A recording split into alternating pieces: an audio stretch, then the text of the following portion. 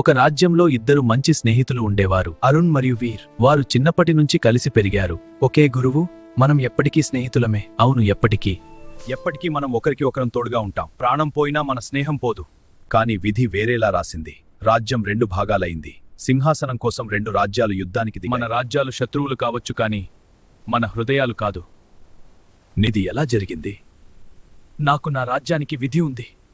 స్నేహం ఒకవైపు, విధి మరోవైపు. రాజ్యం 2 భాగాలైంది. నువ్వేనా? గుర్తుంది, కాని యుద్ధం క్షమించదు.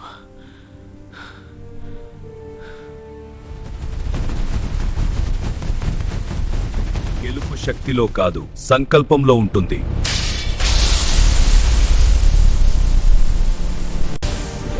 నిన్ను గాయపరచాలంలే, కాని వెనక్కి తగ్గు.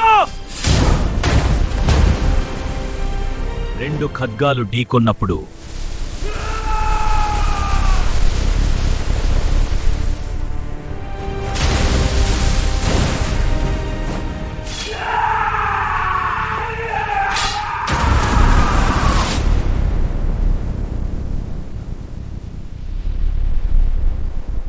ఏమిటి?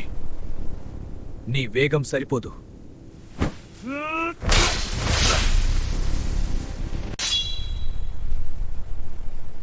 నిజమైన స్నేహం యుద్ధం కంటే బలమైనది.